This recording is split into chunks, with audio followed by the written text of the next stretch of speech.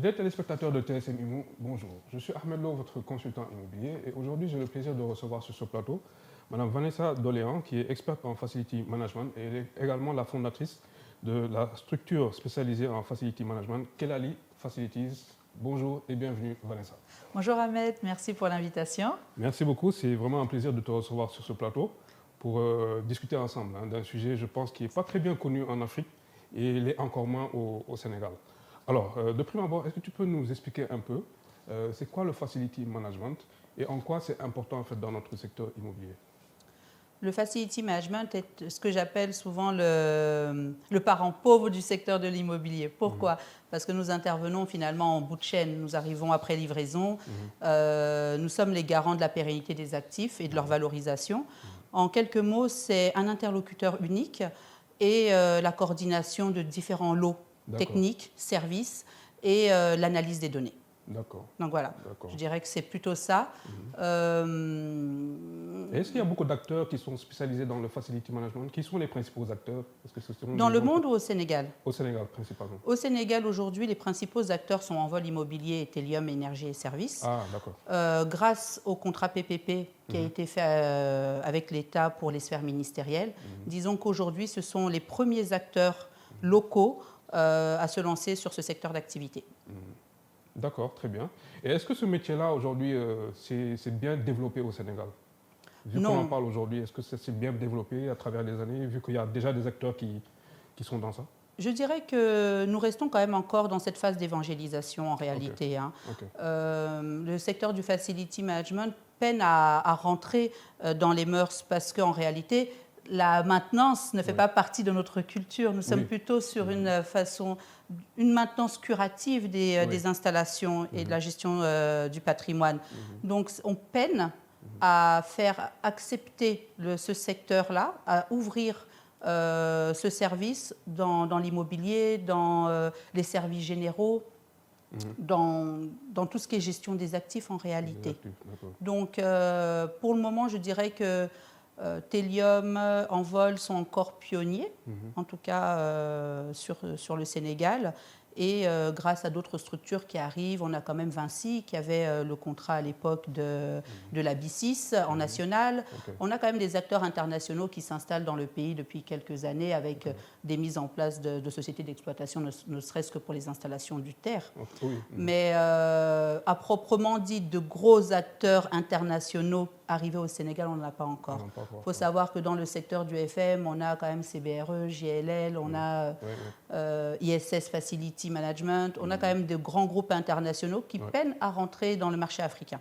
Ok, d'accord. Principalement, c'est quoi? C'est à cause de l'environnement économique? C'est peut-être le métier qui n'est pas très bien connu? Non, je pense que c'est simplement dû à des infrastructures pas développées. En tout cas, on arrive maintenant à une ère de développement avec des constructions en hauteur, donc une exigence des codes de la construction qui facilite l'entrée des facility managers. Si je vous prends par exemple des bâtiments tels que des ERP, des hôpitaux, des centres commerciaux, si on prend la tour sur la place de l'Indépendance, la tour IPRES, les sphères ministérielles et d'autres bâtiments aujourd'hui qui voient le jour, la réglementation nous pousse à aller vers une maintenance et un entretien encadré. Donc, de par ces éléments-là, aujourd'hui, on voit des structures de facility management se développer. Mais ça reste encore très, très embryonnaire. D'accord, je vois. Quels sont alors les principaux clients de ces facility managers-là dont vous avez fait mention?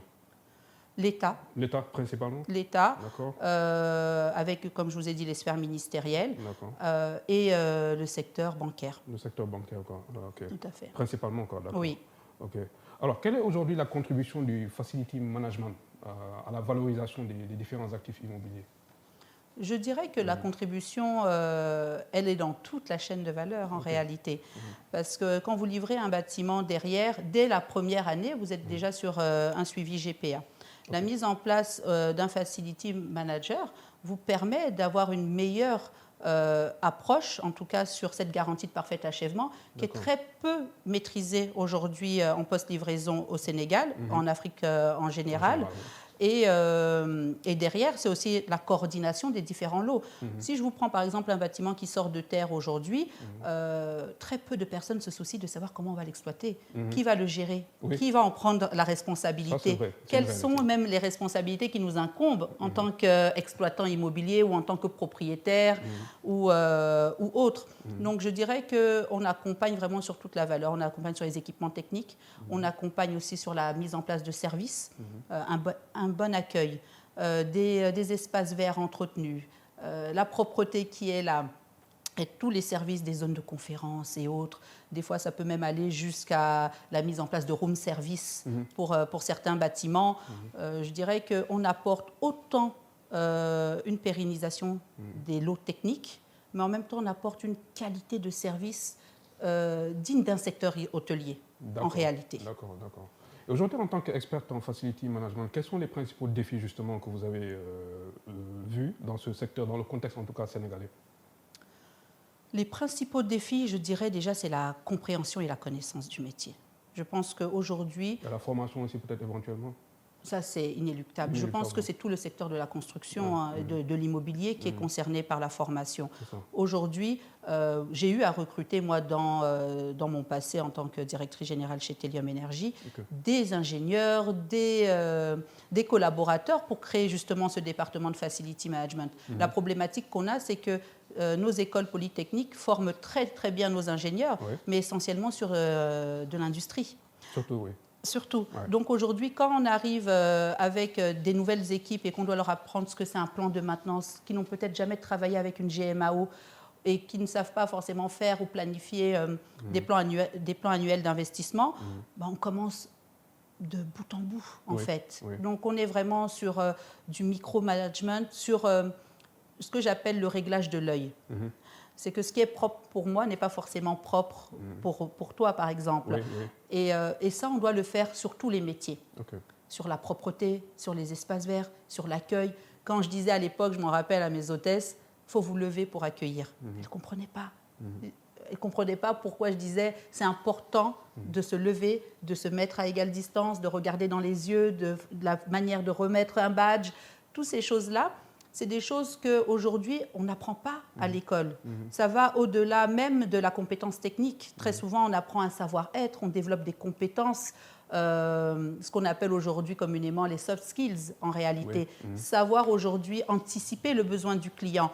Par exemple, je vais vous prendre la saison de l'hivernage.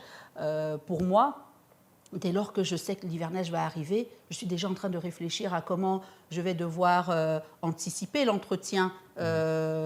Ça va être même jusqu'au petit message que je vais envoyer aux occupants en leur disant « pensez à fermer les fenêtres ». Et toute cette partie service, finalement, il faut l'inculquer. Donc, je dirais que pareil pour la propreté. Aujourd'hui, quand je vois des personnes prendre un seau, une serpillière, on a dépassé cette partie-là aujourd'hui. Aujourd'hui, l'hygiène est un vrai métier. Absolument. Il y a de la dissolution des produits, il y a des techniques selon les surfaces.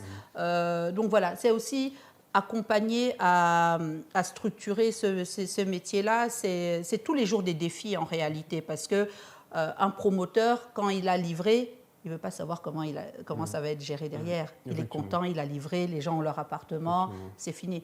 En réalité, ça pose question dès lors que la réglementation nous y pousse, en fait. Donc, quand il y a des contraintes d'exploitation, et aujourd'hui, quand même, le Sénégal investit des milliards dans les infrastructures, maintenant, on se pose, on dit non, on ne peut pas investir des milliards comme ça et que ça saute dans 5 mois ou dans 5 ans. Ou voilà. Donc, aujourd'hui, un bâtiment est censé nous durer 20 à 30 ans et surtout continuer à prendre de la valeur. Tout à fait. Le fait d'être dans un secteur aujourd'hui au Sénégal où finalement, le bâti n'a pas de valeur. Vous voyez, moi, je dis toujours ça parce que ce soit bien entretenu ou pas bien entretenu, c'est le foncier finalement qui va faire la valeur de ton bien. Absolument. Il n'y a pas de dépréciation sur les biens mal entretenus. Et je pense que ça biaise le marché. C'est toute la difficulté qu'on peut avoir aujourd'hui. Tout à fait. C'est intéressant, hein, tout ça, le facility management, on en apprend beaucoup. Mais justement, j'ai une question qui me vient à l'esprit. Est-ce qu'aujourd'hui, dans le facility management, il existe des certifications ou bien des labels dans ce métier-là? À l'international, oui. Il y a des écoles. Aujourd'hui, si je prends ne serait-ce que la France, il y a des écoles qui forment des ingénieurs à l'exploitation immobilière. Tu as des grandes écoles je crois qu'on appelle ça RICS ou RCIS, je oui, crois. RX, oui. RX, c'est oui, ça. Hein? Oui, RICS. Donc voilà, donc qui vraiment qui a un label dans le secteur du facility management, l'exploitation immobilière dans sa globalité. Oui, à l'international, comme je disais. C'est très, très normalisé, en fait. Okay. Et les gens ont la connaissance des règles AFNOR qui réglementent, finalement, les niveaux de maintenance, les standards de maintenance. Ce qu'on n'a pas du tout aujourd'hui encore en Afrique, et je dirais même en Afrique francophone. Parce que pour prendre, par exemple, le Nigeria ou l'Afrique du Sud, même quand on construit en résidentiel, tous les campagnes, on a un facility manager. Oui. Ça veut dire on ne livre pas sans mettre en place l'exploitation et l'entretien. Effectivement. Je pense que c'est très francophone. D'ailleurs, si on le voit même en France, le facility management, c'est 15 ans, pas plus en France. Okay. Alors que dans les pays anglo-saxons, ça existe déjà depuis des années. Depuis des années, quoi. Alors aujourd'hui, le facility manager, c'est quoi son rôle exactement, concrètement, hein? Par exemple, aujourd'hui, dans la gestion énergétique et environnementale d'un bâtiment, exemple. Ça va être l'analyse des données. En réalité, si je prends... un de mes collaborateurs, il va être là à relever l'ensemble des compteurs, faire l'évaluation énergétique. Ça va nous permettre aussi de faire des réductions. Oui. Des réductions, voilà, parce qu'on peut aussi anticiper les fuites, on peut anticiper, en tout cas, peut-être pas forcément les anticiper si on n'est pas équipé. Parce qu'il faut quand même des... on parlait de BIM dernièrement. Oui. Voilà, il faut quand même certaines installations techniques pour pouvoir être dans l'anticipation. Mais par contre, le suivi des consommations énergétiques nous permet très vite de régler les problématiques liées par exemple aux fuites. Nous permet aussi de savoir quels sont les postes de dépenses en électricité quand on a bien compartimenté les bâtiments. Quel est le poste qui dépense le plus ou bien qui est le plus cher? Au Sénégal? Au Sénégal, oui. Dans les fluides? Dans les fluides. Dans tout ce qui est énergie. Tout ce qui est énergie. Quel est le poste qui... L'électricité. L'électricité, quoi. Dû à la consommation par rapport à la climatisation. La climatisation, Et moi, j'ai eu très souvent, d'ailleurs, je fais un petit coucou à ces constructeurs très malins, qui nous mettent des particuliers sur les parties communes. Donc, qui n'ont pas forcément... fait des postes individuels et autres. Donc, on se retrouve avec des charges de parties communes qui explosent parce qu'on a encore des parties privatives qui sont pluguées sur les parties communes.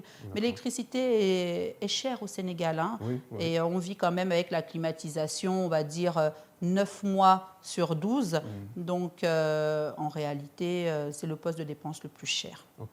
Alors, il me semble qu'il y a des secteurs aujourd'hui au niveau de l'immobilier qui nécessitent en tout cas votre intervention, notamment le secteur de l'hôtellerie, le secteur également hospitalier. Ce sont quand même vraiment de grandes bâtisses, les hôtels ou bien les hôpitaux, qui nécessitent quand même des facility managers. Est-ce que vous ressentez leur présence en tout cas ici au niveau du Sénégal, dans ces différents secteurs-là? Non, je pense qu'aujourd'hui, en réalité, le métier n'est tellement pas connu, en fait. Et... on parlait d'éducation financière lors de nos dernières discussions. Je pense que l'éducation à la maintenance en fait partie aussi. Entretenir, ça doit faire partie de notre quotidien. Si aujourd'hui on parle de ville propre, on parle de toutes ces choses-là, de cadre de vie, mais il faut l'inculquer dès le départ, de dire qu'on n'attend pas que ça se casse pour venir remplacer. On fait des petits nettoyages, on anticipe, toutes ces choses-là. Donc la culture à la maintenance n'est pas dans notre ADN, n'est pas dans nos esprits. Et aujourd'hui, par exemple, quand vous livrez un poste, si je vous prends un poste de santé, en tout cas un hôpital, on va chercher le chef d'établissement, on va chercher les médecins, les infirmiers, les aides-soignants. On va aller peut-être chercher toute la partie pharmaceutique et autres approvisionnement, toutes ces choses-là. Mais on ne va pas chercher la personne qui va coordonner pour que tous ces métiers-là puissent fonctionner. Voilà, on va peut-être mettre un groupe électrogène. Ça va toujours être de manière isolée. Et on a cette facilité aujourd'hui, finalement, à allotir. Donc, on n'est pas dans un schéma groupé, finalement, des installations, parce qu'on ne connaît pas le métier. On n'en a pas vu la plus-value. Ok, je vois. C'est intéressant. Mais je pense que tous les secteurs en ont besoin entre nous. Hein. Oui, c'est clair. Je pense que ce n'est pas forcément le secteur de la santé ou autre. En fait, je pense que tout siège social, tout bâtiment recevant du public ou en tout cas de grands auteurs et autres a besoin aujourd'hui d'un exploitant immobilier. Est-ce qu'il faudrait un cadre réglementaire par rapport au facility management au Sénégal, d'après vous? Je ne dirais pas forcément spécifique au facility management, mais je dirais qu'il faudrait davantage sensibiliser sur les responsabilités qu'incombe un chef d'établissement. Si je vous prends par exemple le cas d'il y a quelques années, on a eu l'horreur d'entendre que des enfants sont morts dans un hôpital suite à un incendie. Effectivement. Je pense que si chaque personne était sensibilisée sur sa responsabilité en tant que chef d'établissement, en réalité, le poste, même au-delà que ce soit Facility Manager, parce que Facility Manager, c'est une forme d'externalisation, c'est une forme de gestion de la maintenance. Ça pourrait être un poste de responsable technique. Mais on pourrait se dire que moi, je suis chef d'établissement. Aujourd'hui, au-delà du parcours de soins que je dois faire pour que l'hôpital puisse fonctionner, tout ça, j'ai une responsabilité aussi sur l'infrastructure. Et je pense que cette responsabilité-là n'est pas suffisamment insufflée. Moi, je sais que, par exemple, plein de fois, on me dit « Ah non, mais laisse tomber, ils ont qu'à s'encorder comme ça. Le principal, c'est qu'ils me nettoient, les vitres. » Non, moi, tous les jours, je vais me dire que si un tombe là aujourd'hui, je vais me retrouver convoqué et je ne veux pas aller en prison pour quelqu'un. Ça a toujours été ma règle. Je manage par la sécurité. Je ne veux pas aujourd'hui devoir répondre de la mort de quelqu'un sur un bâtiment. Tout à fait. Et je vous le dis que j'ai été très vaccinée très vite quand je suis rentrée dans le Facility. Tout de suite, mon premier bâtiment, j'ai eu un effondrement de toiture. 6 tonnes d'eau. Erreur, je dirais, du débutant. Colonne pluviale non nettoyée. Les feuilles ont bouché les colonnes d'évacuation d'eau pluviale. Et finalement, grosse intempérie. L'eau est restée sur la toiture terrasse et ça s'est effondré. À même pas quelques secondes, le locataire mourait. Il est sorti peut-être 5 ou 15 secondes avant que la toiture tombe. Je pense que ça m'a suffisamment sensibilisée pour comprendre déjà quels sont les défis et les enjeux qui tournent autour de la sécurité d'un bâtiment et la responsabilité que cela compose. Si je prends par exemple les bâtiments publics, aujourd'hui, qui fait la commande de l'entretien et de la maintenance des bâtiments publics? Ce sont des DAGE, ce sont des fonctionnaires, ce sont des personnes qui n'ont pas de compétences techniques, en tout cas de base.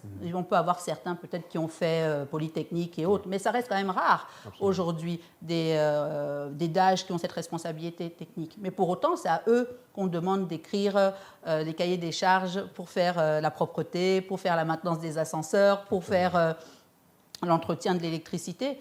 Mais aujourd'hui, qu'on me sorte un seul bâtiment de ce pays qui font les tests d'évacuation incendie. Je pense qu'il n'y en a aucun qui fait aujourd'hui des tests d'évacuation. C'est des obligations qui sont écrites dans les codes de la construction.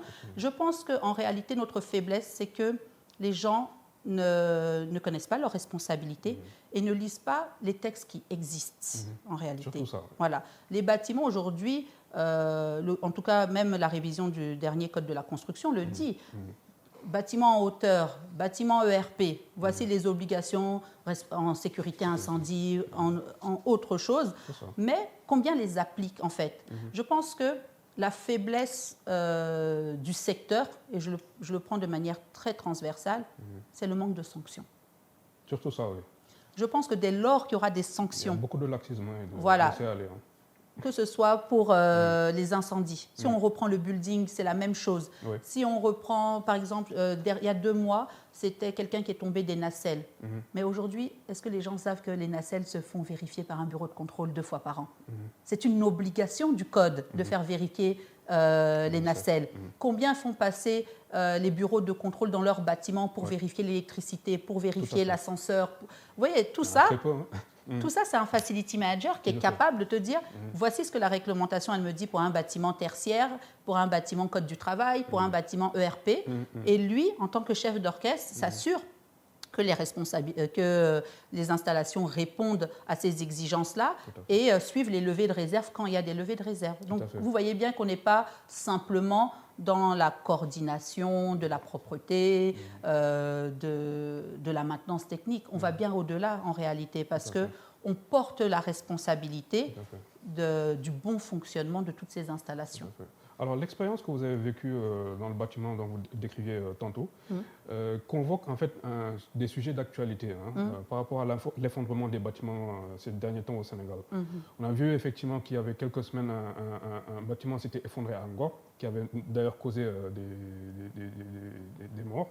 Il y avait 2 morts, je pense. Il y a également hier un bâtiment qui s'est effondré à Touba. Qu'est-ce que tout ça vous inspire? Est-ce qu'il y a vraiment il y a eu un laxisme de la part de l'État? Est-ce que c'est peut-être des services de l'État qui n'ont pas fait leur travail correctement? Ou bien c'est peut-être du côté du promoteur? Quelle est aujourd'hui la responsabilité? Où se situent les responsabilités à ce moment? Je ne voudrais pas me faire tomber dessus par les ingénieurs qui ont toute cette compétence pour dire d'où viennent les responsabilités. En tout cas, je pourrais dire que les responsabilités sont multiples. Je dirais ça. En réalité, pour certains, ça va être des permis de construire. Pour d'autres, ça va être des mauvaises études. Pour d'autres, ça va être un manque d'entretien. Pour certains, ça va être aussi... ça peut être de la surcharge. Ça peut être beaucoup d'éléments qui apportent, en fait, finalement, ces résultats-là. Tout ce qu'on peut dire, c'est qu'aujourd'hui, le secteur doit être plus ferme. Je pense que le secteur de la construction et de l'immobilier doit être beaucoup plus ferme. Tout le monde n'est pas constructeur, en réalité. Au même titre que tout le monde n'est pas exploitant. Tout le monde n'est pas, docteur. Je veux dire, on ne se pose pas la question pour un docteur. Quand un docteur, tu n'as pas le diplôme, grand, tu ne peux pas aller opérer quelqu'un. C'est pas possible. Donc aujourd'hui, tu ne peux pas aujourd'hui aussi venir te dire, j'ai l'argent, mon papa m'a donné un terrain, moi je vais construire. Non, ce n'est pas possible en réalité. Tu dois quand même aller voir les architectes, tu dois aller voir les bonnes personnes qui doivent pouvoir t'accompagner. Je pense que les responsabilités, non seulement elles sont cumulatives, mais aussi, elles sont partagées en réalité. Combien de maires sont formés, ont-ils les ressources locales, départementales, régionales pour pouvoir finalement répondre à ces problématiques-là? Que se passe-t-il quand on a indiqué qu'un bâtiment menace ruine? Est-ce que vraiment ces bâtiments-là sont vidés? Qui suit derrière, en fait, l'exécution des délibérations? Vous comprenez ce que je veux dire? Tout à fait. Mais encore une fois, je pense qu'on a des très bons experts au Sénégal et qui sauront nous dire qui a la responsabilité par rapport à ces effondrements. Effectivement. Alors, Kelali Facilities, est-ce que vous pouvez nous expliquer un peu qu'est-ce que vous allez apporter de nouveau dans le secteur immobilier au Sénégal? Oh là là, tellement de choses. Mais non, je dirais que la première des choses, c'est une vision. Je pense que j'ai cette volonté aujourd'hui de mettre cette vision en action. Je dirais d'assurer la pérennité des actifs. Moi, vraiment, Kelali, c'est 3 axes. Il faut savoir, c'est l'exploitation, mais pas que. C'est aussi la formation. On a mis en place tout un programme de formation, justement, pour ces personnes qui prennent ces postes-là sans véritable formation. Et aujourd'hui, on leur apporte quand même un minimum de background et de connaissances opérationnelles. Ça veut dire que moi, je ne suis pas dans la théorie. Je suis un pur produit des opérations. Donc, je ne crois pas aujourd'hui que sur ces métiers-là, c'est la théorie qui va prendre. Non. On a des personnes qui sont aujourd'hui gestionnaires locatifs, des personnes qui sont gardiens, des personnes qui sont office managers, des personnes qui sont responsables techniques, mais qui aujourd'hui n'ont pas l'expérience ou en tout cas la connaissance de tous les enjeux, en fait, finalement. Quelles sont leurs responsabilités? Déjà, la première des choses, si aujourd'hui vous voyez un responsable technique, tu lui dis, mais attends, tu sais que tu peux être convoqué demain s'il y a un départ de feu dans ce bâtiment, il va te dire, mais qu'est-ce que tu racontes? Ce n'est pas ma responsabilité. Mais en réalité, si, c'est ta responsabilité, parce que tu es responsable technique. Absolument. Donc, toi, de par ta responsabilité, tu dois savoir ça. Et aussi, tu emportes sur tes épaules, quoi. Tout à fait. Donc, on fait de la formation, on fait du conseil. Il faut savoir aussi qu'on accompagne les propriétaires, on accompagne les sociétés qui ont des actifs immobiliers, qui ont essayé peut-être aussi l'internalisation. Ça veut dire avoir un responsable technique en interne qui gère les opérations au quotidien, mais qui n'a pas vraiment de pilotage. Si on prend toujours le cas d'exemple de la banque, un banquier, ne gère pas la climatisation. Tout à fait. Et si on prend même un technicien à l'intérieur de la banque pour faire ça, quel est son plan de carrière, quel est son plan d'évolution? Il ne peut pas évoluer en réalité. On le conditionne à rester que dans le même poste toute sa vie, finalement, sans challenger, sans KPI, sans SLA, sans savoir même comment il doit faire la commande de cette maintenance-là. Donc, on propose des carrières. Et ça, je pense que c'est important de le savoir dans cette situation que connaît le pays où tout le monde veut sortir, où vraiment les jeunes sortent de l'école, ils te disent « j'ai pas d'emploi ». Je pense que le secteur encore du potentiel, vraiment. A plus que du potentiel. C'est plus de 80 métiers, le Facility Management. 80 métiers, oui. Je vous dis, on part de l'agent de nettoyage jusqu'à chargé qualité, l'ingénieur qualité. Donc, c'est pour vous dire qu'entre ça et l'ingénieur qualité, c'est toute une chaîne de métiers en réalité. Et je pense que l'État a tout intérêt à capitaliser sur ce secteur d'activité qui est un métier d'avenir. Comme je dis, une fois que le pays sera construit, il faudra le maintenir. C'est important. On n'aura pas le choix. Donc, en réalité, il faut tout de suite investir dans la formation pour ce secteur d'activité et aussi montrer davantage la plus-value de l'exploitation immobilière par le Facility Management. Ça ne s'arrête pas en fait qu'au résidentiel, parce que même les méga structures comme les aéroports aussi, il y a des Facility Managers. Bien sûr. Si on va à Charles de Gaulle, à l'époque, c'était Atalian qui avait, par exemple, le Facility de Charles de Gaulle. Il y a eu Atalian. Bon, il y en a eu plusieurs qui se sont succédés. Si on va à Genève, c'est ISS. Bon, il y a quand même aujourd'hui des Facility Managers qui rentrent même qui poussent le service encore plus loin que la simple maintenance et le simple soft service, parce que maintenant, ils vont aller même dans de la logistique et autres métiers. Donc, je pense qu'aujourd'hui, pour que ce secteur d'activité rayonne et que Kelali rayonne, pour répondre à ta question, en réalité, il faut vraiment que l'État, en tout cas, puisse accompagner cette vision de maintenance et d'entretien de ces infrastructures. Parce que ça commencera par là.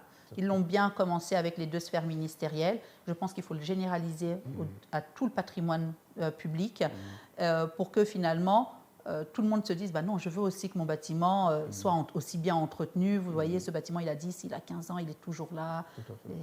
Et donc voilà. En tout cas, merci beaucoup pour toutes ces explications. C'était très, très clair. Il y en a encore beaucoup à dire. Alors, on est pratiquement arrivé au terme de cette émission. Alors, quel est ton dernier mot par rapport à le sujet ou bien d'autres sujets que tu penses qui seraient pertinents? De croire, je dirais ça, je dirais de la jeunesse de croire en son pays, en son Afrique, en son ingéniosité aussi. Et surtout, construire c'est bien, maintenir c'est mieux. Parfait. Merci beaucoup Vanessa pour toutes ces explications qui ont tourné autour du Facility Management au Sénégal. Merci à toi Ahmed pour l'invitation. Alors merci beaucoup mesdames et messieurs, merci de nous avoir suivis. Alors aujourd'hui nous avions invité Vanessa Doléan qui est experte en Facility Management et également la fondatrice de Kelali Facilities. Alors pour toute autre information sur les tendances du marché immobilier, vous pouvez aller sur le site aml-service.org et pour les autres informations relatives à l'actualité immobilière, n'hésitez pas à aller sur le site magazineimmosénégal.com. Je suis Ahmed Lo, votre consultant immobilier. À la prochaine pour d'autres informations sur le marché immobilier au Sénégal. Au revoir.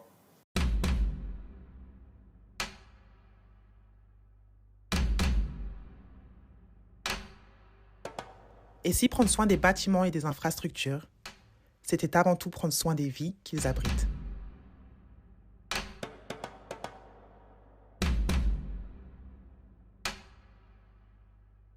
Dans le secteur hôtelier, dans les hôpitaux, les écoles, les immeubles d'entreprise ou les centres commerciaux au Sénégal, des milliers de personnes travaillent, vivent, soignent, enseignent, apprennent chaque jour. Mais dans l'ombre, un métier veille, un métier discret mais essentiel, le Facility Management.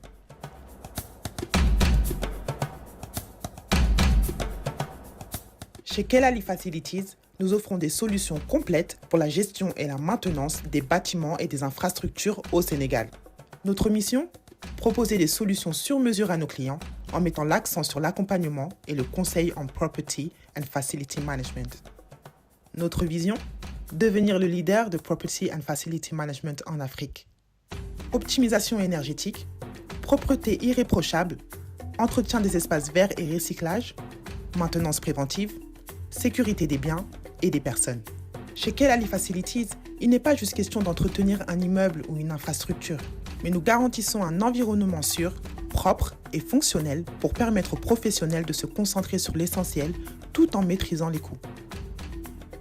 Notre expertise et expérience nous permet d'offrir des solutions sur mesure et des conseils avisés pour chaque projet. Nous croyons que le Facility Management, au-delà d'être une charge pour les professionnels, est un levier stratégique, permettant aussi de créer des opportunités d'emploi qualifiés, locaux et durables. Pour Kelali Facilities, le Facility Management, c'est former, élever les standards, professionnaliser l'entretien des infrastructures, c'est aussi soutenir la croissance d'une Afrique moderne, compétente, tournée vers l'avenir, en commençant par le Sénégal. Un bâtiment bien géré n'est pas qu'un actif, c'est un moteur de développement, un lieu d'espoir, un symbole de progrès. Avec Kelali Facilities, nous prenons soin des lieux pour mieux prendre soin de demain.